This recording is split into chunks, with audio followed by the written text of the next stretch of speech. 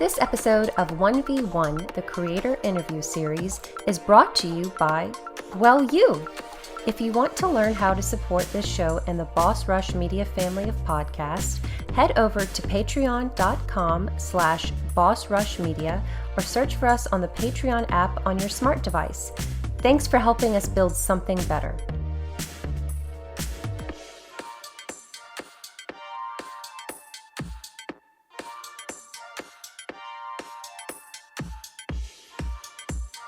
Hello, everyone, and welcome to 1v1 with Boss Rush Network. I'm your host, Celeste Roberts. Today, I have the pleasure of interviewing Jamie Madigan, an author with a Ph.D. in psychology who has written the books Getting Gamers, The Psychology of Video Games and Their Impact on the People Who Play Them, and The Engagement Game, Why Your Workplace Should Look More Like a Video Game. He is also the host of the Psychology of Video Games podcast, which is how I discovered Jamie. So thank you so much for making time, especially on a Tuesday night, to talk about yourself, Jamie. Yeah, no, I appreciate the invitation. I'm glad to be here. Yeah. So I was looking up psychology podcasts and video game podcasts, and I was kind of curious if the two worlds collided, and if I got sure the podcast did. for you, yes. So, how are you doing today? What have you been up to? It's early January. How's 2023 looking for you? So far, so good. Just kind of getting back into the swing of things after the holiday break. I got a day job I work on, and then I do this whole psychology of games thing in my off time, nights and weekends kind of stuff. So, switching gears and spending my night talking about psychology of games.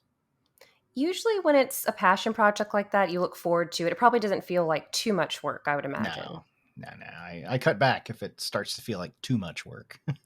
Yeah. So what can you tell us about yourself? Like, what are some of your hobbies, your location, any fun facts you'd like to share with us? Yeah, I mean, the hobbies are probably obvious. I'm into psychology and video games and writing about those over at psychologygames.com, the podcast and all that. So that takes up a fair amount of my time, and squeezing in games whenever I can. I also play a lot of tabletop role-playing games like Dungeons and Dragons, which I've done pretty consistently. Like for the last 12 years, I've got a couple of groups actually that I play with. Yeah, every week. So that's a good time. And I'm working on another book about the psychology of that. And beyond that, just kind of, spending time with the family and watching TV and movies and all that stuff. And that's about what I've got time for lately. Do you sleep sometimes? Sometimes. Yeah. I get a good sleep every night. Well, on your website, psychologyofgames.com, I was reading that you've actually consulted with some video game studios before. Yeah. Occasionally they'll see something that I wrote or see the website and want to just bend my ear or bring me in as like a consultant or do a lecture occasionally, that kind of stuff. Okay. Are there any games you'd like to share that you've worked on? None really that I had enough involvement with that I would claim having, worked on them. It's just kind of like consulting and doing lectures for the most part on that kind of stuff. And then I think there were a few that like never really kind of went anywhere. I couldn't even remember off the top of my head. Even most of that was like years ago too. Kind of back when like the first book came out and my name was kind of out there because of that. And the podcast was just getting started. So.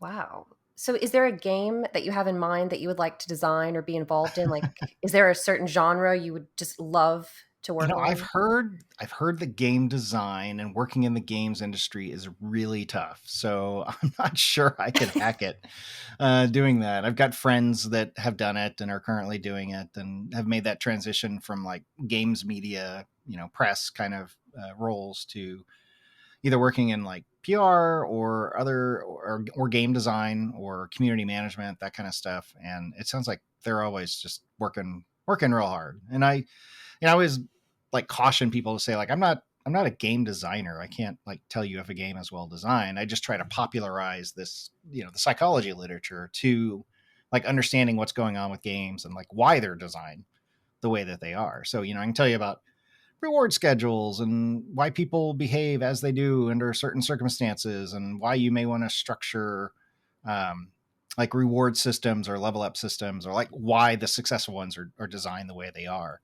That kind of stuff. That's where I've really tried to make it my mission, is to popularize that stuff and get people thinking and talking and sharing research around that, to marry the research literature and the science with the practice of game development and community management and marketing of games and selling of games and all that sort of stuff. So, at the end of the day, I'm not too disappointed that I'm not a game designer these days. But, if I can bring a little bit of that careful thinking to game design, to working in the games industry, then I think that I've fulfilled my mission that I've adopted there. And from what I've heard, over the years, a lot of game designers and people who otherwise work in the gaming industry have found like the website and the podcast and the book, and found some use for it, or found like, oh yeah, like that's, I didn't know that was what it was called, but I've been doing that, or I've been designing systems in that way, or that's why we designed this system in our game that way. And they appreciate having like, a name put to it, and then some research to back it up, to say like, okay, outside of a video game context, here's what's going on. Here's the psychology behind it. Because I get the feeling and the impression that a lot of the game designers out there think like scientists a lot of times, and they think like psychologists a lot of times, and that they'll experiment and iterate and sort of like figure out what works and then measure and then form hypotheses and like test them, or pay attention to what happens when they tweak this or that, and iterate until they get something that works when they're able to. And so I appreciate that. And we end up kind of speaking, well, we end up finding like common ground and speaking in different languages about the same thing, which is always fascinating to me. So I'm going to put you on the spot, Jamie. Okay, you kept mentioning rewards. Is there a particular game or game series or even a genre that you find does really well with that, and that's why it might be so successful or popular? Yeah, I mean the big example I always go to is the earlier Diablo series, especially like the transition from Diablo 2 to Diablo 3. It's been a few years, and we've had Diablo Immortal in the meantime, which I try not to think about because it's a nightmare. But I'm looking forward to Diablo 4 coming out sometime later this year, I think. This year Really? or next year. Yeah, not relatively too far off. But Diablo, and there's a whole chapter about this in the Getting Gamers book, about how when they first launched Diablo 3, they had auction houses in the game. So you could go, and they had two auction houses. One, you could pay real money, so US dollars or local equivalent, to buy stuff that other players had found. So they would auction it off. And then the other one, you did the same thing, but you used gold, which was like the in-game currency, that everybody's used to having. And Blizzard, I think, made a lot of money, especially off the real money auction house, because of course they wet their beak, they took a slice, charged a fee, that kind of stuff. But they noticed like what was happening to like the game loop in Diablo, which is where you go out and you kill monsters, you get excited about finding treasure, and you upgrade your character in some way through gear and loot, and then you sort of repeat. So it's like you go out, you find an elite monster to fight or a treasure chest to open, you anticipate what random reward you're going to get, and then you're enough of the time, it's random whether what you get. So sometimes it's nothing, but sometimes it's something really awesome, and you get excited. But the auction houses that they put up really like short circuited that whole game loop, because if it was time to like upgrade your gear, you didn't go out and look for treasure chests to open or elite monsters to fight or a boss. You just went to the auction house and you bought some +5 pants to replace your +3 ones, or a better weapon or so forth. And kind of to Blizzard's credit, they redesigned the whole loot system. I don't know if I'd say like from the ground up, but substantially. And they got rid of the auction houses to kind of preserve the appeal of that random reward schedule of, you don't know what you're going to get when you open that chest or beat that boss. And that was more compelling for players and got them to, I think, to keep playing and go to the late in-game content, where they were doing runs on dungeons and adventure areas that was just for the sake of trying to get that one perfect piece, to complete their set or their build. And that was always, I always like that example of like, here's why random reward schedules work in games. You know, it's nice to be surprised. And it's nice to be surprised because most of the time you're not surprised. And so it really Mhm. stands out and it motivates us and it keeps us, you know, those reward systems in our brain that have evolved over time to serve us pretty well.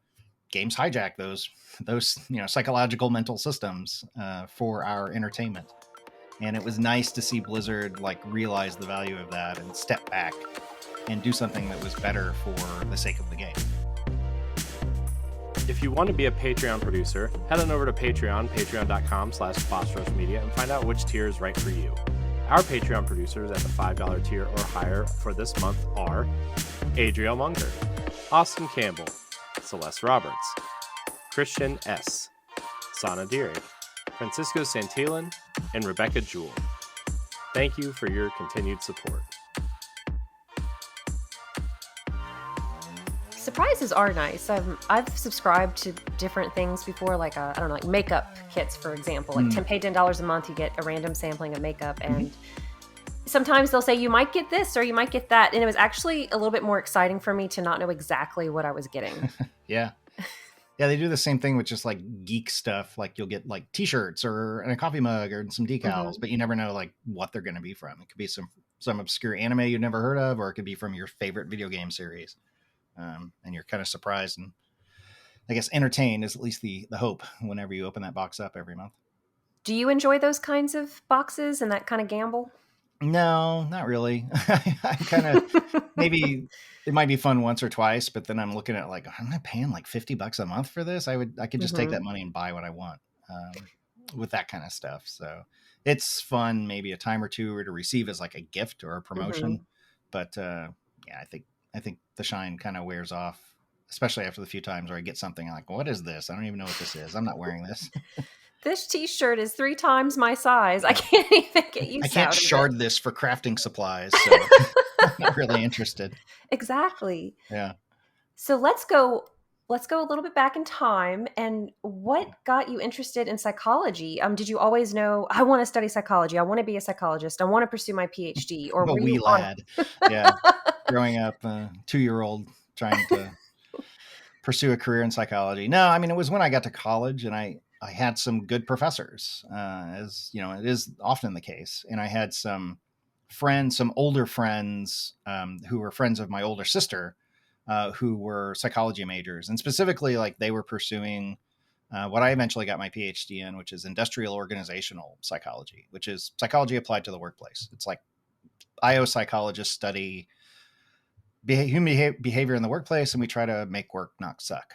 And that's the basic idea. And there were a couple of professors, Bob and Joyce Hogan, at the University of Tulsa, where I went to undergrad, and they were really good professors. And they were some of these older guys were like grad students of theirs, and so they knew them, and so they kind of brought me into the fold, and I got to help out some grad students on some research and run subjects through lab studies, which pretty much just involved like handing out papers, but made me feel important at the time. And in any case, and like I knew that, and I liked all my psychology classes, but I knew it was like a really broad field, right? Like there's a lot of different flavors of psychology, a lot of different corners of the field. There's clinical psychology, you know, that deals with like counseling and mental health issues. There's industrial organizational, which is more applied to the workplace. There's consumer psychology. There's, you know, animal experimental psychology and media psychology and all these other different kinds of psychology. And I kind of knew I didn't want to go into the mental health aspect of it because I have enough time dealing with my own problems. I really didn't want to like try to be responsible for other people. Like I didn't think that would go well for them if they place their hopes in me. And I know I have friends and internet friends who are therapists of that kind. Many of them kind of that use games and video games, comics, and other vessels of popular media and popular culture in their practices. And God bless them because they're great at their job and they help a lot of people. But I never really felt like that was my calling. So I went into IO psychology because I thought it would be useful for me and I could help organizations solve problems and do better and help employees be happier in their jobs. And so that's kind of what I ended up, following, getting my master's and PhD in that eventually. And Wow. that's what I'm doing in my day job to this day. Wow. So companies who seek out your services, are they usually larger companies or small mom and pop size companies of the broad spectrum of Yeah, I companies? mean, in my career, I've worked for um, small consulting companies, small being like 50 people. And then I've worked for large federal government agencies, which I don't recommend. And then I've worked for a small startup company, like a tech startup company that had some web services and apps that we were developing that were related to IO psychology and helping people do that kind of work. And then I've worked for large, like utility companies and private companies that sell things over time. So I've worked for a lot of different, never any like mom and pop gas station or anything like that. I don't tend to get called up for those types of roles. But I maybe, would work, when I was in grad school, I did like some internships for like boutique, what we call like boutique consultants, people that would just be like one or two people in an office and they have clients and maintain a client list and make a living that way. So a good range of different kinds of things in different industries, and I'm still enjoying it. It's a growing field. More and more IO psychology PhDs are being minted every year, and the industry is kind of growing, and it's typically seen as a growth area as well. Wow. So do you mostly work with the HR department, the Yeah. CEO? Yeah, I mean, usually I've been situated within the human resources department, and so there might be like a group of IO psychologists in that group that are maybe either act like internal consultants, like we'll get loaned out to different departments within the company and go help like implement this thing or answer this question or do this problem or manage this program. Um, so yes, it's usually within the HR group. Now, this might be a silly question, but is there a certain phase in a company's life that you would get involved? Or is it all phases? Is it beginning? Is it middle? Is it, oh my gosh, we've hit a crisis? Yeah, I mean, it's usually larger companies that are either working in or customers of, because a lot of times you'll need to answer questions like, how do I organize people into groups? How do I hire the correct people? And when I'm dealing with high volumes of hiring, I need to hire like 100 or 300 or 500 people in this role across a year. Um, how do I, best allocate these training budget and resources? How do I teach people? How do I upskill people?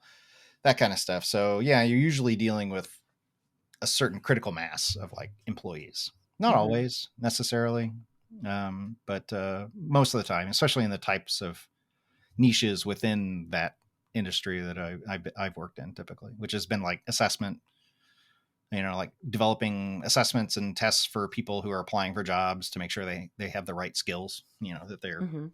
good at what they claim that they're good at, or that they know the things that they claim they know, those kinds of things. Oh, neat. So where do you see yourself in 5 years or 10 years? I don't know. Probably pretty close to where I am now. I think, yeah, things are good. So I'm not sure I'll be moving on anywhere. I just started with this most recent company like last April, so I've been there for Wow. less than a year. Yeah, Awesome. But in your free time, whenever you have it, you love video games, I and we're do. gonna we're gonna continue this journey down memory lane. And I'd love to know what got you into video games. Your parents, siblings, yourself, friends.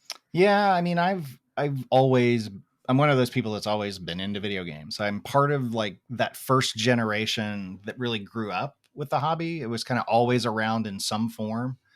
And like as a kid, I always say that I was a arcade rat. So the old coin operated. And maybe I'm like dating myself a little bit here, but No, I the grew up with old those too. the old kind. Well, then you know what I'm talking about. The old kinds of games you would plunk a quarter at a time, or a token, depending on Hmm. which arcade you went to play for a few minutes, and then you continue your game or start over. So, I lived in those arcades. There were a couple of them near where I grew up in Tulsa, Oklahoma, and spent a lot of time there. Even got to know the arcade attendants that were working there, and made friends. And then, eventually graduated into things like home consoles and home computers. So, I had really the earliest days of the old Atari 2600. I remember getting that for Christmas one year. And then for a long stretch, I played PC games, home PC games. So I'd play Wizardry and Ultima series, and then just other kind of random stuff that I can sort of remember, but don't remember the specifics about. And then just continued that hobby and that habit throughout most of high school. And then when I went to college, I kind of got, that was my gaming gap when I was too busy for the most part, with college and studying and partying and hanging out with, all the new people I was meeting and all that stuff and having a good time, and sort of dropped out of the hobby then. And then when I eventually started going back to grad school, I bought another personal computer with my student loan money so that I could have it, to write my papers and do my research and so forth. And then I was like, what's over here in the gaming section of Best Buy? And picked out a few things and sort of made my way back into that hobby. And then before long was deep into games like StarCraft and StarCraft 2 and Doom, and then eventually Quake and all of those first person shooters from the mid to late 1990s, and adventure games and Baldur's Gate and all of those great, what were they? The Infinity Engine role-playing games, or Baldur's Gate and Icewind Dale and all that whole series of games. And then from there, just kept with it. And it's been one contiguous, unbroken streak of gaming since then to this day. And eventually even worked at sort of in or maybe adjacent to the gaming industry for a while for a company called GameSpy Industries in the early 2000s. And GameSpy they had two sides of their business, and one was middleware for game developers. So it was oh, you want multiplayer matchmaking in your game? We have software that will just plug into your game, and you can lease it or buy it from us or work out a deal. And then the side that I worked on was more the gaming content side. So it was the genesis of the gaming websites and social. This is the days before social media, but we had a network of websites that were fan sites, and then we had sites you could download files and find cheat codes and walkthroughs and all that kind of stuff for games. So did that for a few years, and then went back into the IO psychology thing after a while, because I was like, wow, I spent a lot of time and money getting my PhD in this. I should probably do something with it. So I went to work for GameSpy right when I graduated with my PhD. And I told my professors what I was doing, and they were like, what your game? What? And they couldn't believe it. So I was like, no, it's a small startup company. It's going to be fun. I'm moving out to California from, St. Louis, where I went to grad school, and it'll be a blast. And it was. So glad that I did it. I think it's important for people to have a variety of jobs and different hobbies and things they try, because that's really how you find what you love. Yeah. I like to try on different hobbies and learn new things. I've been into photography and web design and all kinds of just random little stuff like that I'll just catch an interest in. And podcasting, I just we just kind of got up one morning. It's I should do a podcast about all this. And how do I do a podcast? What do I need? How do I do it? How do I, what software do I need? What hardware and so forth. So yeah, just try stuff out. It's amazing what's out there as a resource to help you figure it out. It really is. And I mean, it's literally at our fingertips with our phones. And gosh, I remember the days of having to use the library card catalog for my research papers. Yeah. And scanning documents and highlighting different things and making sure I got the author's name and the correct title for the MLA format. And oh my gosh. It's burned into my brain at this point. Yeah. Could do it in my sleep. So regarding games, so you were mentioning games that sound kind of like massive multiplayer online games. Is that kind of your preferred genre, or first-person shooters? No. So I've dipped into the MMOs occasionally, but they're at this point in my life, and for a while now, they're too much of a time sink, right? I can't sit there and play 30 hours a week to grind out a lot of those things. I played like World of Warcraft, when it was hot, because I was like a sense of obligation. I was like, I should know what this is. I should like play this for a while. And it was fun. But then I just kind of like sat up one day and was like, I have sat here for like 9.5 hours and played this game on a Saturday. This is not healthy for me. So, cut back and play some other different kinds of games. But yeah, I play a lot of different kind of stuff. First person shooters, action adventure games. Favorite series is like the Soulsborne series from Software, like Dark Souls, Bloodborne. Mm-hmm. I've started yet another run through Elden Ring within the last few weeks, of replaying that again. So that's my favorite type of game and series of games that I keep going back to, and have beaten all of those games multiple times. Nice. So Yeah. do you and your family, your friends play any games in person sometimes? Yeah. So I have 2 kids, 2 daughters, and I always threaten, my wife doesn't play, and I always threaten that like, if you won't turn into a gamer, I'll make one myself. And so like I trained them from an early age, to play games with me. And so we played games on the Xbox, couch co-op, types of games, like the Lego games, like Lego Harry Potter, Lego Batman, Lego Star Wars. I played a lot of those with my older daughter. And she is 18 now, just went away to college, over the summer, and she was home for Christmas break, and she just left a couple of days ago to go back for her second semester. So I played with her a lot, and my younger daughter as well. And she plays a lot. She has like the weirdest combination. She'll play a lot of Roblox, which I don't know if you're familiar with, but it's like a gaming platform that's typically skewed at younger kids. And she has played it since she was younger. But she also plays a lot of, what's that one? Genshin Impact. And she plays a lot of Valorant, which is a competitive online first-person shooter. Wow. She's like really good at Valorant. I would not want to play against her. And then she plays like a lot of casual games, which are those like packing games where you kind of like arrange everything into like a box, or unpack things, or like power wash a house, or weird stuff like that. So she has like a very eclectic collection, but it spans a lot of different areas. So yeah, we've played games together for years now. Do you think either of your daughters will venture into the world of esports? No, I don't think so. They're too old at this point. Even the 16-year-old is too old, I feel. No, I mean, I don't think so. I think one of them might have had aspirations of being a Twitch streamer at one time or another. It didn't really follow through with that. Oh yeah, there's so many ways. I never would have dreamed when I was a kid or a teenager that, hey, I can watch my friends who moved away play a video game and interact with them. For sure. Yeah. Mine. Yeah. And if my older daughter that's gone off to college had like a computer that could play a lot of games, like she doesn't, just for space reasons, because her dorm is like so tiny and she shares it with another person. She doesn't really have room for like a proper PC gaming rig. But maybe if she gets an on-campus apartment or something bigger later, we'll work something out. I'll use it as an excuse to upgrade my computer and then send her my old one. That's usually what I do. Yeah, you get the shiny new toy. Right.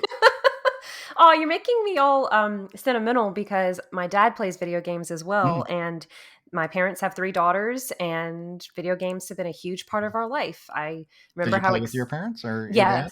Oh, yeah. And your sisters? Or? Yep. My mom would watch us, and even though she didn't really play games, she enjoyed seeing us play them. And I laugh whenever I hear the shop theme from Ocarina of Time. I'm a huge Zelda fan because my mom would walk in and start dancing to it. So my dad would play Mortal Kombat with me, which I'm kind of looking back. They let you win. Yes, most of the time. But I'm kind of, the one I played was not nearly as graphic as the ones they have today. I mean, I was playing it on Super Nintendo, but I'm kind of looking back and thinking, I'm really amazed they let their 6-year-old daughter play this game. I've gotten some of that feedback as well, playing these kinds of like violent games that, hey, the research says that it doesn't really affect you, or at least that's my read on it. Yeah, I honestly just remember, hey, my dad's spending time with me, Mhm. and another factor, oh my goodness, I can play as girls in this game. That was a big Mm. deal to me as Murderous, well. violent girls. Yes. But yeah, my sisters still play games. I'm the big Zelda fan. They like Pokemon. We play Mhm. Mario Kart on the Switch. Good So I'm Nintendo very family, sounds like. yes, Yeah. yes. And I really, until I started dating when I was older, I didn't really play PlayStation and Xbox because with a family with 3 daughters, it's like, okay, we're all getting just one system. Yeah. We're not buying, 5 different systems for you. You're going to have to pick Nintendo. And fortunately, we like Mario, we like You could do Zelda. worse. Yeah. So I I enjoy it. never really played Nintendo in its heyday, like the N64 or the SNES. Like that was sort of like that period when I was in college. So that was like a big gap in my gaming career. And like I own a Switch, but I don't really play any games on it. But so I'm not really much of a Nintendo person. I don't play the Zeldas or the Marios or any of that sort of stuff. I promise you have so many options outside as you Yeah, I do realize. okay. I'm not coming up short with options. No, no. I'm a big fan of Game Pass on Yeah. Xbox. I love that Hmm. so Yeah, much. I've got that too. It kind of reminds me of Friday nights going to movie gallery or Blockbuster and Yeah. what Right. game am I going to rent tonight? Yeah. And as many as you want. You don't Yeah, have to be, and nothing's ever checked out where it's just a box sitting on the shelf. exactly.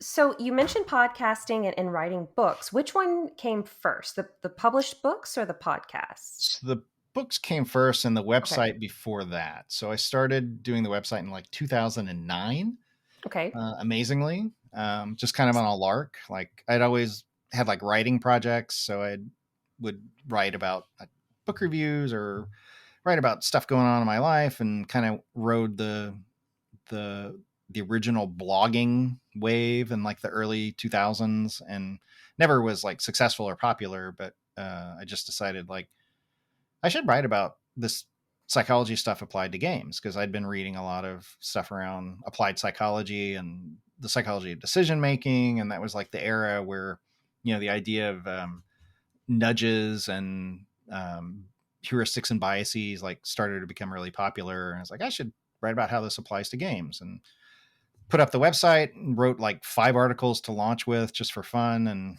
and just decided, well, let's see where this goes. And amazingly, like psychologyofgames.com was available, like the domain.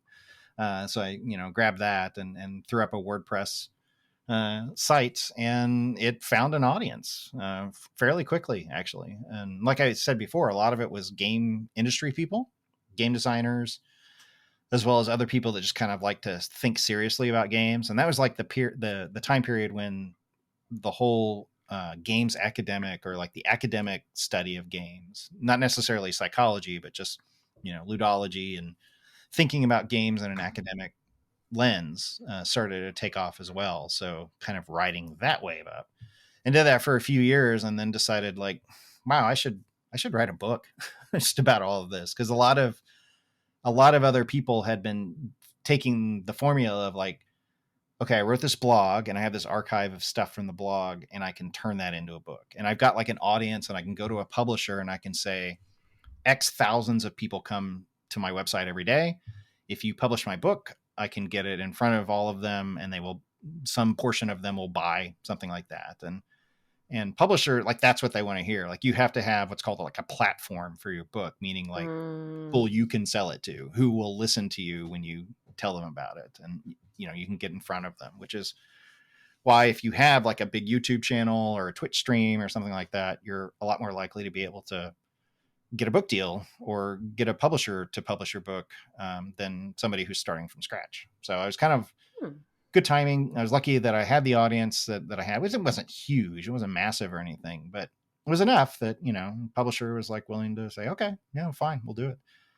So I did the book, and that was an interesting experiment because it was like, book chapters are much more long form than a typical blog post, right? Mm-hmm. So blog posts might be like 1,000 words, maybe 700 or so.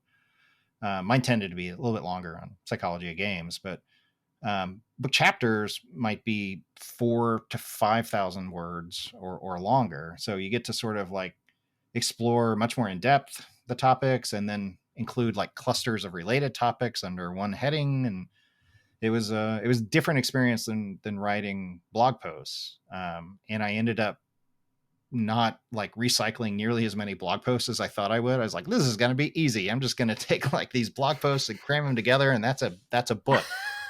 And it did not work out that way. Either just, and for the most part, like I decided not to work it out that way, just because I was having much more fun like diving deeper into these big questions. And each question or each chapter in the book is like a question, like, why do we do this when we play games, and why are Mm-hmm. games designed this way, and how do games get us to do this? And that was a fun approach to take.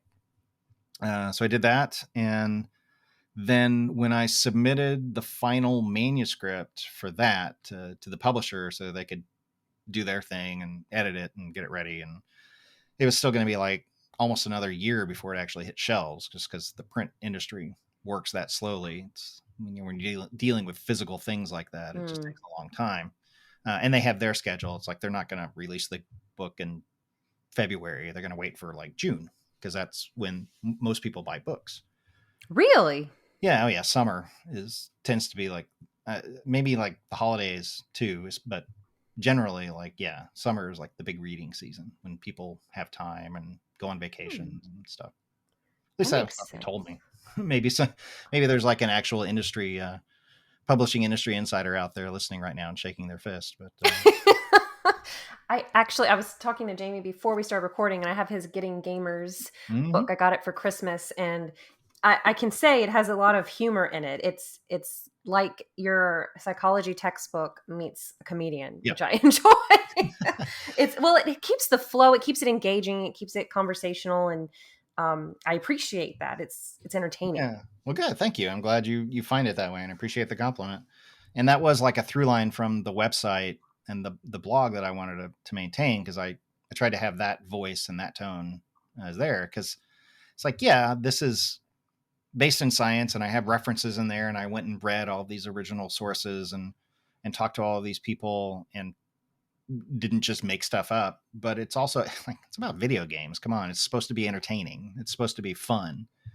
And so I wanted to make sure that it had that tone and that voice along with it. So kind of writing that line is fun and hard sometimes. And I probably fell flat a few times, but it was much better product, I think, than just another sort of dry textbook approach to all of this stuff. And I've heard from like people teaching psychology courses and game design courses, they've used it as a textbook in their game, like for that reason. Wow. Yeah. Like three, I think I've heard from like 3 professors over the years that have done that, which I love and find completely flattering, and am tickled that they do that. And they usually cite like, yeah, this is something I think I can put in front of my students and they'll actually read it. They'll read it like all the way through and they can learn something from it. Yeah, education doesn't have to be boring or stuffy by any Yeah. stretch of the imagination. So, are there any particular psychologists or theorists that you've admired over the years, or you like to base practices off of? I mean, not really. Like, it's hard to call out any particular psychologists, like especially these days. Like, everything is done in teams, right? Like, science is done by groups of people these days for the most part. And there's been like breakout peoples like, Amos Tversky and Daniel Kahneman, who wrote a lot about science of decision making. And Danny Kahneman had that book, Thinking Fast and Slow, came out in like 10 years ago or so, like 2011, I think, which has become sort of a very well-known book. And then, Dan Ariely, behavioral economist at Duke University, has written some stuff that I found really interesting that I reference throughout my books as well, the studies that he and his colleagues have done. So those are all people that if I see they have a new book out, then I'll go and I'll buy that, or go and kind of, they don't do that much original research anymore, it seems, but I'll keep up with the topics that they post about and write about. Okay, because I always giggle when I think about like Frasier, how he's obsessed with Freud, and his brother Niles is obsessed with Jung. Yeah, I mean that's for television. Like Yes. Freud and Jung were how do I always describe it? Like they were signposts on on psychology's road to like maturity and development. Mm-hmm. They were not final destinations. Like Mm-hmm. they were important early thinkers that like got a lot of stuff right and then just made up stuff out of whole cloth, or got stuff completely wrong or completely off the mark, or you're like, how did you come up with that? Or no, you are overreaching by miles when you're trying to make these claims. So yeah, I mean, I'm not gonna say like, yeah, you should go read the original Freud or Jung or any of that sort of stuff. Like, if you want to, go ahead, whatever. I'm not stopping you. I'm not gatekeeping psychology, but I think you'll be limited in the practicality and the applications of that older stuff. It's good to know that the field is evolving so much and people are discovering. I mean, that's what science is. What have we gotten wrong and how can we improve it? Yeah. Yeah. I mean, and like Freud was like one of the first people to identify the concept of the unconscious, right? And the fact that there are things going on underneath our consciousness that affect our behaviors and affect our decisions. And that's true. It's just that he was wrong in most of the particulars. I think most of the specifics are around that.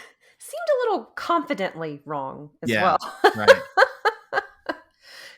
So what have some tell us about your podcast. So we've talked about your website, we've talked about your books, and you're still creating a podcast amidst these other ventures, and that's amazing. Again, I don't know how you sleep.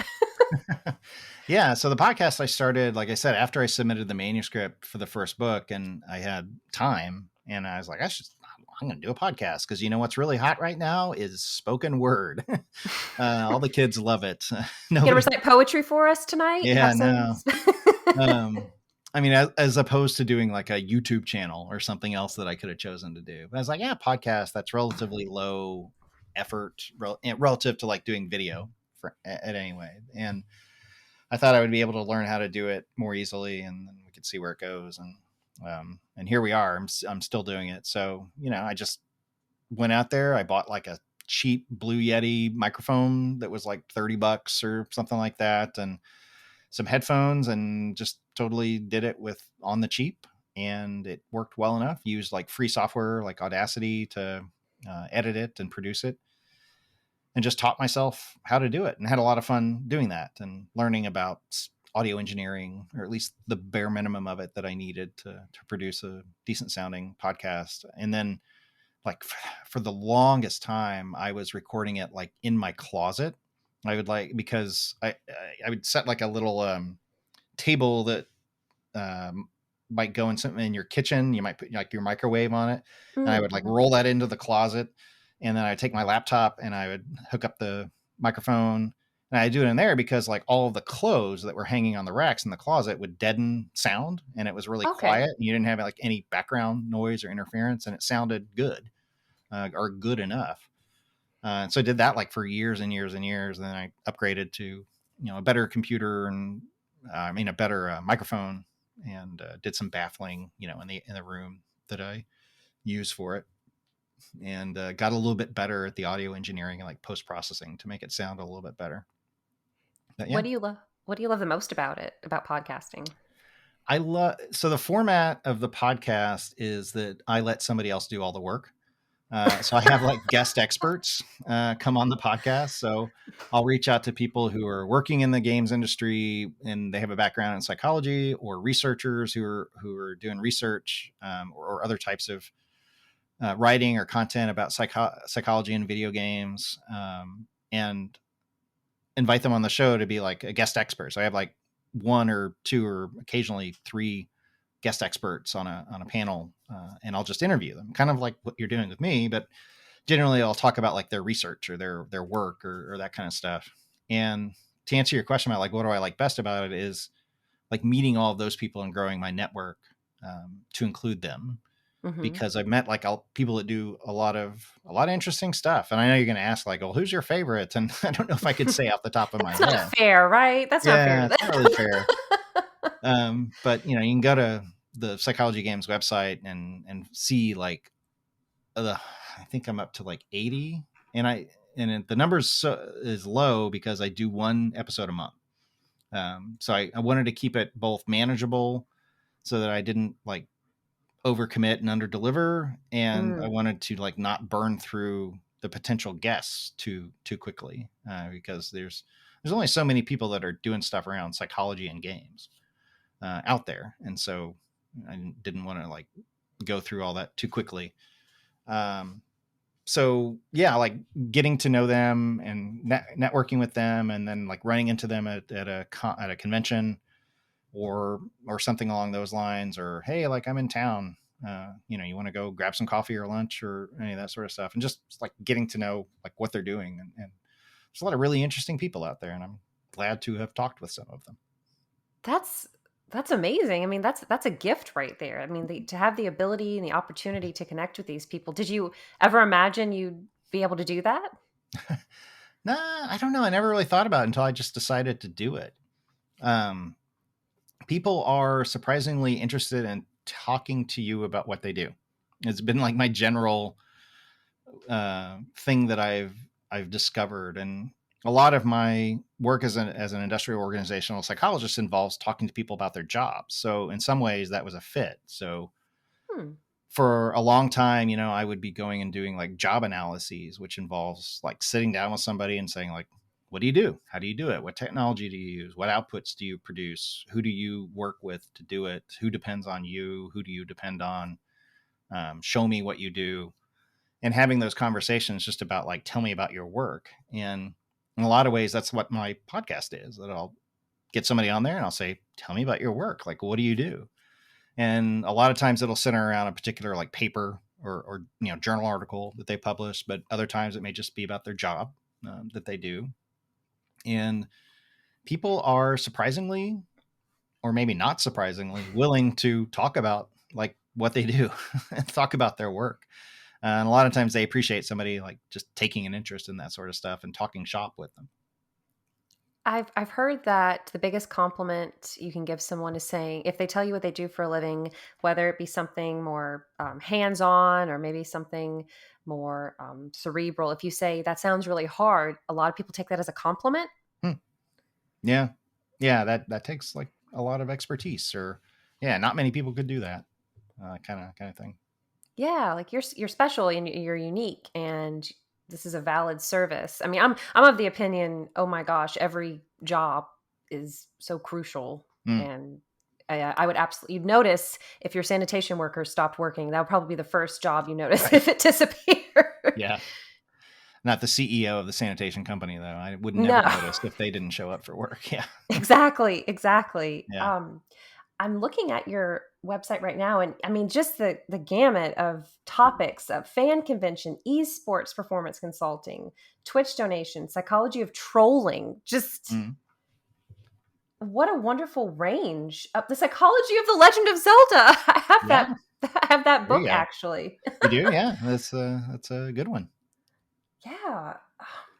I just kind of like keep an eye out for books that come out. And like I said, by this point, I've developed like a network of people who do stuff in this area. And I can sort of hear a lot of times about, I'll follow them on social media and I'll see them tweeting about it or sharing something along those lines. And then, once every month or two, I just go on Google Scholar and do searches for psychology video game, or I'll go through some of the major journals and just see what their recent publications have been. And that's how I find new people to talk to a lot as well.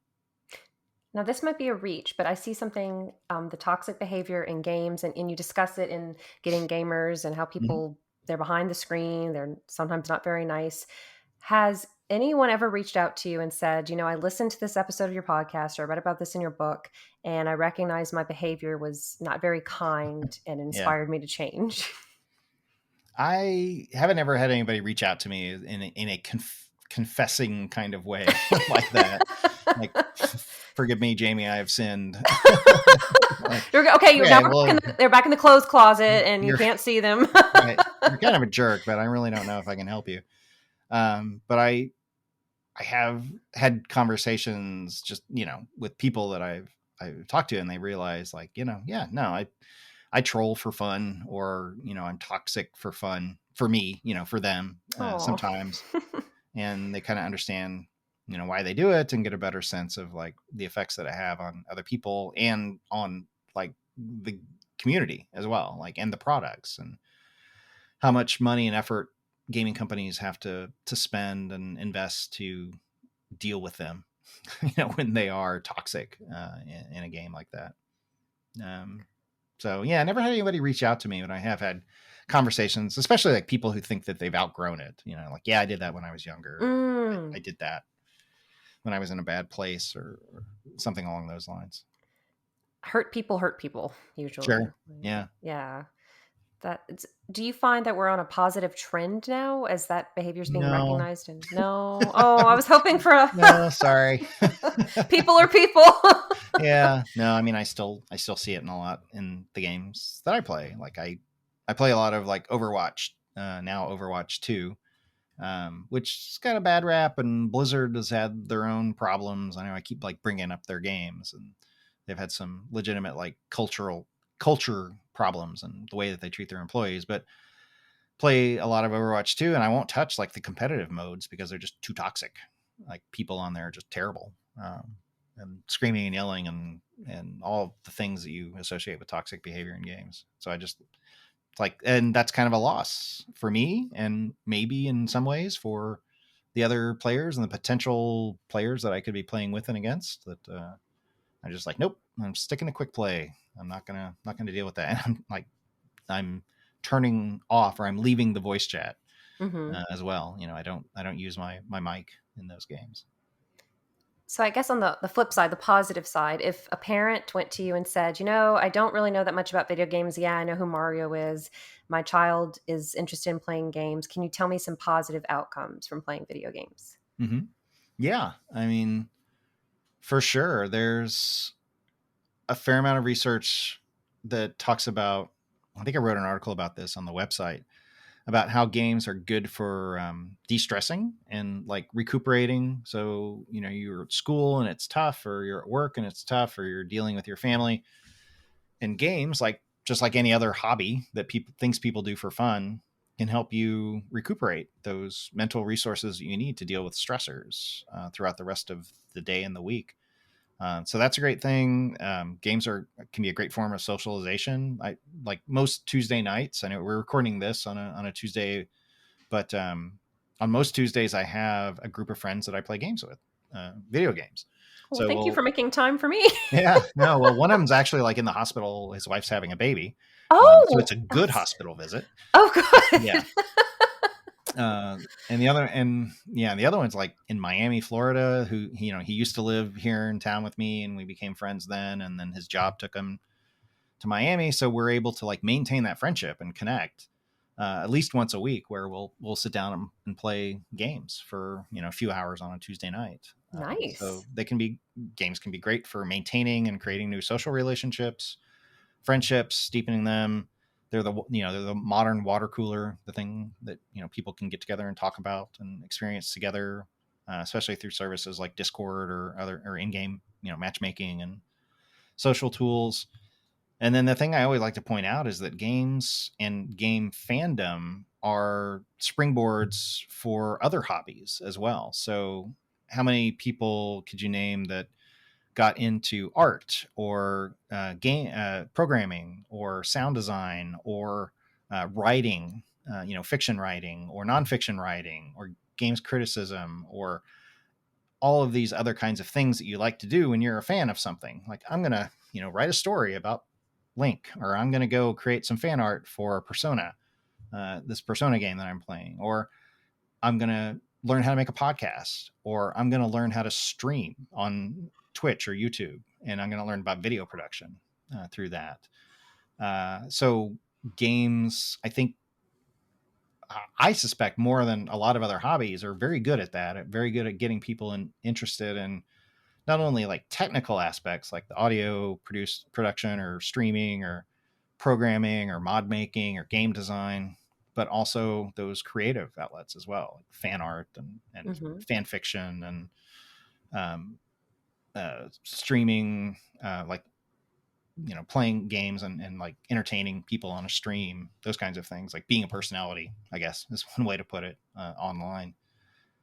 And so I've done that. Look, I've created websites and books and podcasts because I liked games and because I wanted to talk about them in a specific context. So I'm a good example of that as well.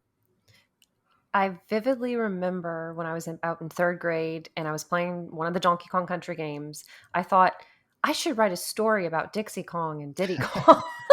Yeah. So I Where's took, that story now? Is that it's on some index cards. I don't know if they're still at my parents' house or long gone, it's but a more concrete answer than I expected, to be honest. oh, I vividly remember sitting at the dining room table writing about Dixie Kong. Yeah. And I don't know if you've heard of other people doing this, but as a child, as I'd play games, in addition to pursuing the intended journey, I would actually like out loud narrate my own story Oh, really? while Okay. playing. Sure. I mean, people do what they call them, like AGRs, after game reports, where they'll Oh, they'll do okay. screenshots from their game. Like they'll take screenshots as they play the game, and then they'll write stories, like after game reports. Oh, That's sort of like wow. what they are, and they can range from like a description of the real events that happened when they were playing, or they can take those screenshots and then form them into something new, like a new story or narrative that they come up with along the way. Or they'll come up with like headcanon for the characters and tell the story from another, NPC's point of view or something crazy like that. That's really creative. I think I'm Yeah, going to have to jump into that because that sure. sounds fun. Yeah, it could be. And it obviously is for some people. Yeah. So you are a very busy person, and I know that you're working on your Psychology of D&D book. Would you like to talk about that? Yeah. Yeah. So I'm a little over halfway done with that manuscript. So it's essentially getting gamers applied to tabletop role playing games like Dungeons and Dragons, which is another hobby of mine. Things that I played. I'm in a couple of games a week with a couple of different groups of friends, and so it's structured a lot like Getting Gamers, where each chapter is like a question. So it's like, why do we enjoy role playing, or like what can get us to role play our characters? Like, why do we get angry at dice? Like, and which is about like perceptions, the psychology of perceptions around luck and randomness and that kind of stuff. And why do people get together and solve problems, or how to get people get together and solve problems as a group? What causes a group of people to gel and sort of fit together well? What's the psychology around like making choices in games of what kind of character do I build, or what do I do when it's my turn? So all of these kinds of questions, I thought could be answered by psychology, just like they were for video games. So I set out to do that and found a publisher, Leyline Press, who also published the Psychology of Zelda book that you mentioned earlier, and a few other psychology of video games kinds of things, and tabletop role playing games. And they have like certification courses for geek therapists who are like therapists, psychologist therapists who want to incorporate like geek culture into their practice and sort of to connect with people and to use in their therapy. And so that will probably come out sometime in 2024. So don't go looking for it at your local bookstore just yet at the time of recording, but maybe, if you come to this podcast late, it might be available, or available for pre-order. Excellent. Do you have any other projects planned after that? No. So that's going to be enough. I will probably take a step back and maybe refresh psychology of games to think about, like, should I pivot to video? Like, should I learn how to do video production now and take that as like the next step, and turn some of these things that I've done into YouTube videos. I'll only be about 10 years late if I decide to do that. Like, what's hot at the moment. Or I might just keep doing the text and the audio podcasts, and see how things that go that way. But I don't have any other ideas for books yet. There may be another one. Maybe I'll try my hand at fiction. Who knows? world's my oyster, I suppose. It is. It is. And I'm Yeah. excited to see what you come up with. I've been enjoying your journey. I'm so happy I found your podcast, and I've actually only been doing this for about 2 years, Oh, interviewing wow. people. So I really enjoy it. I used to freelance for a local magazine and talk about things that were happening and local cool people. So Hmm. that ended because it was sustained strictly through ads, and print Oh, yes. publications are, yeah, it's hard to Time has keep not them. been kind to the advertising model. No, Yeah. no. So this is how I can do it. And I really like it because I can make it conversational and get to meet people. So I really appreciate your time, Jamie. And Yeah. how can people support you? So the probably the best and first thing to do is go to psychologyofgames.com. And that's the main website. And I've got like literally hundreds of articles that I've written since 2009 on there. They're all free for you to go check out. And then if you just wanted to do that to support me, to like go visit the website and read some of the articles and maybe tweet or otherwise share some of the ones you like best, then that would be great.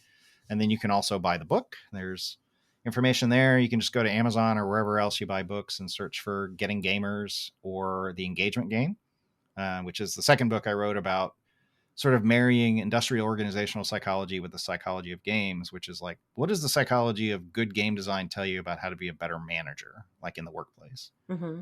So you can find out about that, subscribe to the podcast. And then you can always, if you really want to help me out, you can either buy the books or check out my Patreon at patreon.com/POG, which is where a lot of people choose to support me. But honestly, like, just go check out the website, see what you see. That's awesome. And did you give your Twitter handle? It's at Jamie Madigan, Okay. JAMIEMADIGAN. Perfect. And you're very personable on there. I think you recently tweeted some PAX socks. Yeah. Yeah, I went to PAX Unplugged for the first time earlier in December and had a good time. Wow. Where was that? Which city was that in? Philadelphia. Okay. So that's the one that's about tabletop games. So Oh, board unplugged. games, card Okay. games, tabletop role-playing games like Dungeons and Dragons and others. So that Were was my you in heaven? first time going to that one. It was a good You were in time. heaven? Yeah, Yeah. enjoyed it. That's I awesome. had been to the PAX for video games a couple of times as well, and that's a similar but different experience. So had a good time at both.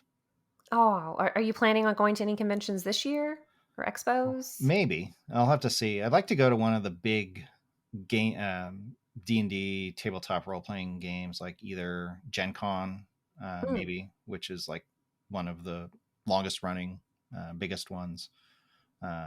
So maybe I'll look into going at that, and then next year, hopefully to promote the book, I can kind of have a better excuse to hit up some more of those and find time away to do that. And sleep and eat at some point, hang out Sure. with your family, Yeah. those things. Yeah, those are important too. Well, is there any other closing notes you'd like to share with listeners about psychology, video games, yourself? No, I mean, I hope you all find it interesting. My mission is to sort of popularize the use of psychology to understanding why games are made the way they are, why they're marketed and sold the way they are, and why we behave as we do when we play them. And that's my mission. And if that piques your interest, then go check it out. Awesome. Well, thank you again, Jamie, for your time. And I'm happy for your friend's new baby. That's so exciting. Yeah. Maybe we can get back to gaming next week. We'll see. Bring the baby. That's right. Let the baby win. Well, thank you all so much for listening. You can find other 1v1 interviews at bossrush.net, and you can follow me, Celeste, on Twitter at FairyCrypt. But until next time, we'll talk to y'all later. Thanks, everybody. Thanks. 1v1, the Creator Interview Series, is a product of Boss Rush Media, LLC, and part of the Boss Rush Podcast Supplemental Podcast. This show is hosted by Celeste Roberts. You can also hear interviews from other Boss Rush Media members on your favorite podcast app or on YouTube. You can find me on Twitter and Instagram at FairyCrypt. To get updates on the latest episodes, follow the Boss Rush Podcast, Boss Rush Media, and Boss Rush Network on all major social media platforms, or subscribe to the Boss Rush podcast feed in your favorite podcast application. Join the Boss Rush Network Discord and Facebook groups to interact with other friends and fans. Thanks for listening, and we'll see you next time.